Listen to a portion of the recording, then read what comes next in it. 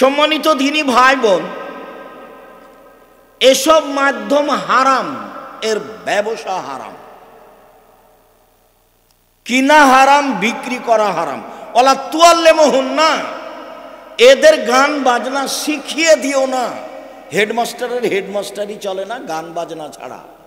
আর আল্লাহর নবী বলছেন মেয়েদেরকে গান বাজনা শিখিয়ে দিও না।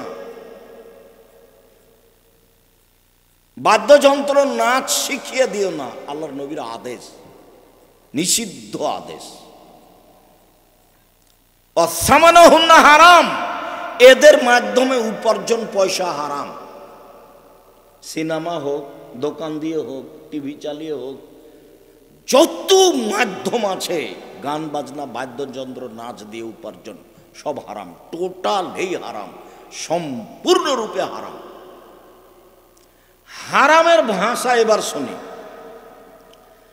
আব্দুল্লাহ ইবনে আব্বাস রাদিয়াল্লাহু তাআলা আনহু বলেন, রাসূল সাল্লাল্লাহু আলাইহি সাল্লাম বলেছেন, ইন্নাল্লাহা হাররামাল খামরা ওয়াল মাইসিরা, আল্লাহ মদকে হারাম করেছেন, জুয়াকে হারাম করেছেন, অল কুবা বাদ্যযন্ত্র, ডুবি, তবলা, হারমোনিয়াম, সেতারা, দোতারা, যত নাচ গানের মাধ্যম আছে সব হারাম, ভাষা একই। অল খিঞ্জিরা, সোর, শুকুর হারাম। অল আসনাম, পুতুল হারাম, পুতুল, পুতুলের ক্রয় বিক্রয় হারাম।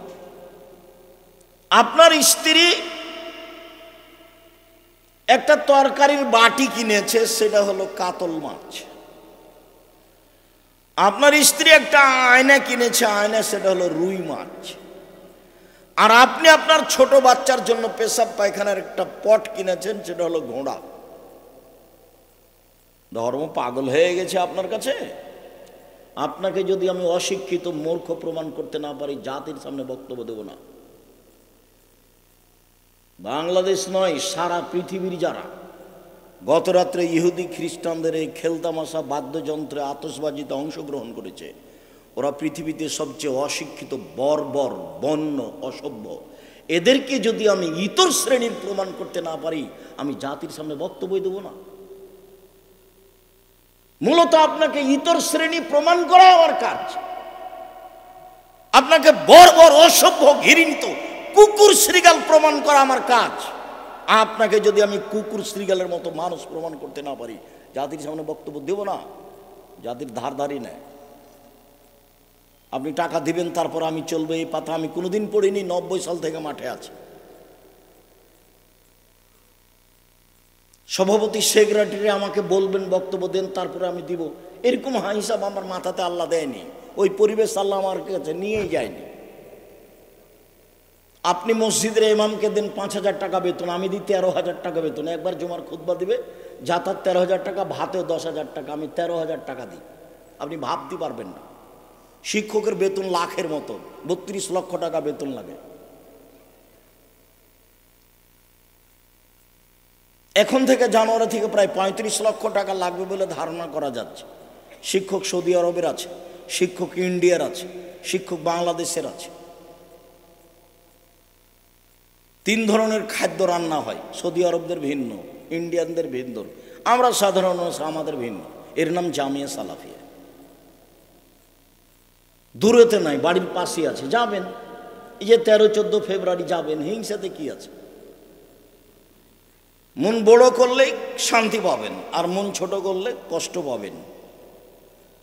পিছে হটিয়ে কোনো লাভ নাই।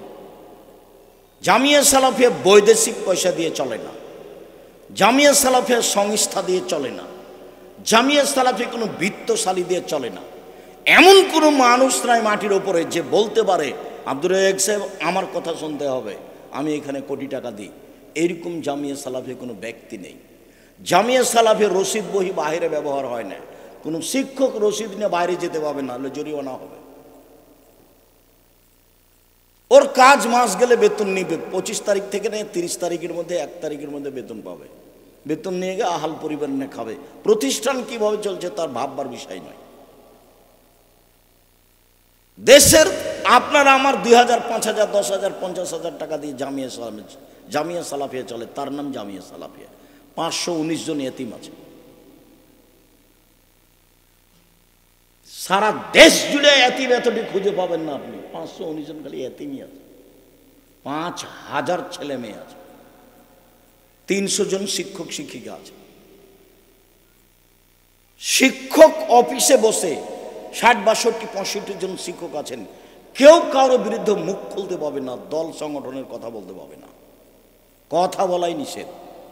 এসেছেন, আপসে গল্প করেন, ক্লাসে শিক্ষকতা করেন, বাড়ি চলে যান, বউ নিয়ে থাকেন, খান। দল সংগঠন নেই। শিরক মুক্ত প্রতিষ্ঠান জামিয়া সালাফিয়া, বিদআত মুক্ত প্রতিষ্ঠান জামিয়া সালাফিয়া, সংগঠন মুক্ত প্রতিষ্ঠান জামিয়া সালাফিয়া, দল মুক্ত প্রতিষ্ঠান জামিয়া সালাফিয়া, হিংসা মুক্ত প্রতিষ্ঠান জামিয়া সালাফিয়া, দেশের সর্ববৃহৎ প্রতিষ্ঠান জামিয়া সালাফিয়া। জামিয়া সালাফিয়ার একটা বড় শাখা আছে আর দাওয়া ইলাল্লাহ। তারা সারা দেশ জুড়ে মক্তব চালু করবে। ইতিমধ্যে 450 মক্তব চলে জামিয়া সালাফের অধীনে। ওদের অংশের নাম আদ-দাওয়া ইলাল্লাহ। যে কিছুক্ষণ আগে বক্তব্য দিয়েছিল ফিরোজ ছেলেটা, এরা হলো আদ-দাওয়া ইলাল্লাহর সদস্য। এই দেশে তারা দেশ জুড়ে মক্তব পরিচালনা করবে, সারা দেশে মক্তব পরিচালনা করবে। এবং জামিয়া সালাফিয়ার পক্ষ থেকে কয়েকজন শিক্ষক নির্ধারণ আছে। সারা দেশের ইমামেরা যাবে ফ্রি, আসবে ফ্রি, খাবে ফ্রি, সিলেবাসের বই পুস্তক ফ্রি। একে জিজ্ঞাসা করেন ফিরোজকে, কখন যাবে আপনাদের এলাকার ইমাম? যাবে, ফ্রি যাবে, ওরা টাকা দিয়ে দিবে। আসবে ফ্রি, ওরা টাকা দিয়ে দিবে। খেতে দিবে ফ্রি। শিক্ষকের বেতন লাগবে না, শিক্ষকের বেতন আপনাদের ব্যাপারে চাপিয়ে দেওয়া আছে, জামিয়া সালাফিয়া দিবে। ওর বেতন 30,000। এর নাম জামিয়া সালাফিয়া। সম্মানিত দিনী ভাই বোন, শিক্ষার কথাতে কথা এসেছে। আমার ছেলে আমার মেয়ে ইহুদি খ্রিস্টানদের সাথে সাথ দিবে, 31st নাইট তাকে মানতে হবে, তখন সে মুসলিম। এটা বলেন কি করে? আপনার অজ্ঞতা গেছে কোথায়? আপনার মূর্খতা গেছে কোথায়? আপনার বন্যতা বর্বরতা গেছে কোথায়? আপনার অবস্থা দেখলে আমাকে মনে হয় পৃথিবীতে একটা অবস্থা ছিল, যে অবস্থাকে বলা হয় জাহেলিয়াত। জাহেলিয়াতের অবস্থার এমনি একটা কথা বলি, যেটা আমরা বইয়ে পড়েছি। বইয়ের নাম হচ্ছে সাবম আল্লাকা, লেখ কবি হচ্ছে ইমরুল কায়েস। তো মাহবুবা মেয়েটা হচ্ছে উনাইজা। তো ওর প্রিয় মানুষটা সব, ও যখন ওরা মেয়েরা যখন পুকুরে গোসল করতে নেমেছে, তখন পরনের কাপড় খুলে নেমেছে। তখন সব কাপড়গুলিকে নিয়ে গাছে উঠে বসে আছে। বাকিটুকু আমি নকল করলাম না। এরা এখন বলছে যে আমাদের কাপড় দাও, তো বলছে যে আসো, এসে কাপড় নেও। আসার ঢং ভিন্ন, ওইভাবে লেখা আছে। এর নাম জাহেলিয়াত, এর নাম বন্যতা, এর নাম বর্বরতা, এর নাম অসভ্যতা। আপনি মুসলিম মানে মেনে নিয়েছি, ইসলাম মানে মেনে নাও। আপনি কাকে মেনে নিলেন? 31st নাইট নিয়ে আপনার ছেলে মেয়ে ব্যস্ত আছে, আপনি মেনে নিলেন মানে? আপনি কাকে মেনে নিলেন? কি বুঝাতে চান আপনি? কুকুর শ্রীগালের মতো বেঁচে থেকে কোনো লাভ নাই। সম্মানিত দিনী ভাই বোন, কে বলেছে আপনার স্ত্রী শিক্ষিতা? ভুল হিসাব। কে বলেছে আপনার মেয়ে শিক্ষিতা? ভুল হিসাব। ওর কাছে শিক্ষা বিদ্যা বুদ্ধি নাই। ও তো একটা পশু প্রাণীর মতো, ও গরু ছাগলের মতো। আলোচনা যত শেষের দিকে যাবে তত কঠিন হয়ে যাবে। আপনি এক খেলে চেয়ে থাকবেন। সে কঠিন আমি করিনি, কঠিন মুহাম্মদ সাল্লাল্লাহু আলাইহি সাল্লাম করেছেন।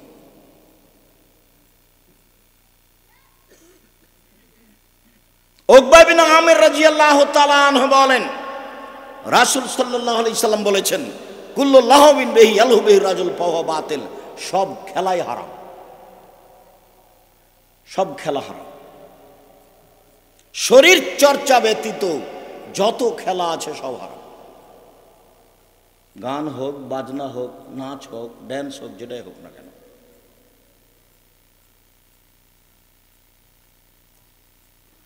রাসূল সাল্লাল্লাহু আলাইহি সাল্লাম হারামের শব্দগুলো যখন উল্লেখ করলেন, তখন 1 নম্বরে মদ বললেন, 2 নম্বরে জুয়া বললেন, 3 নম্বরে আপনার বাদ্যযন্ত্র, হারমোনিয়াম, ডুবি তবলা, সেতারা, দোতারা, কুবা, তার শব্দের আরবি হলো কুবা, এগুলো সব হারাম বললেন। ভাষা একটাই।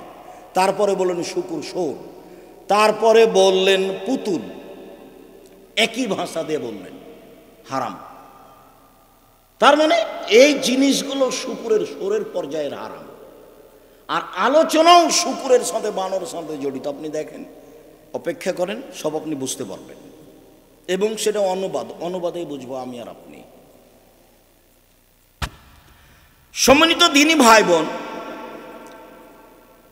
নাফে বলছেন, আব্দুল্লাহ ইবনে উমারের ছাত্র নাফে আল মাদানী রাদিয়াল্লাহু তাআলা আনহু বলেন যে সামিয়া আব্দুল্লাহ ইবনে উমার মিজমারান, একদা আব্দুল্লাহ ইবনে উমার বাজনা শুনলেন কানে, বাজনা, বাদ্যযন্ত্র, বাজনা শুনতে পেলেন। ফাওয়াজা ইসবাইহি ফি উজনাইহি, শুনে তার দুই আঙ্গুল তার দুই কানের ভিতরে ঢুকিয়ে দিলেন। ফানা আনিত তারিক, এরপরে রাস্তা থেকে দূরে সরে গেলেন। দূরে সরে গিয়ে বলছেন, নাফে হাল তাসমউ শায়ান, তুমি কি বাদ্যযন্ত্র কিছু শুনতে পাচ্ছ? কুলতুল্লাহ, আমি বললাম জি না, এখন আর শুনতে পাচ্ছি না। ফারাফা ইসবাইহি মিন উজনাইহি, তখন তিনি তার দুই আঙ্গুল দুই কান থেকে বের করে নিলেন। বের করে নিয়ে বলছেন, নাফে শোনো, ইন্নী কুনতু মান নবী সাল্লাল্লাহু আলাইহি সাল্লাম, আমি একদা নবীর সাথে ছিলাম। ফাসামিয়া মিসলা যালিকা ওয়া ফাসলা মিসলা যালিকা, তিনি এইরকমই বাদ্যযন্ত্র শুনেছিলেন, তিনি এইভাবে কানে আঙ্গুল দিয়ে দূরে সরে গেছিলেন। আমাকে জিজ্ঞাসা করেছিলেন, আব্দুল্লাহ ইবনে উমার, এখন কি কিছু বাদ্যযন্ত্র শুনতে পাচ্ছ? আমি বলেছিলাম না। তখন তিনি আঙ্গুল কান থেকে সরিয়ে নিয়েছিলেন। বলেন এবার বাদ্যযন্ত্র কি জিনিস? সব দোকানেই চলে, সব বাড়িতেই চলে, সব মোবাইলেই চলে, সব দোকানেই চলে, সব মোবাইলেই চলে, প্রায় সব বাড়িতেই চলে। এইবার চলেন, কেন এরকম হলো?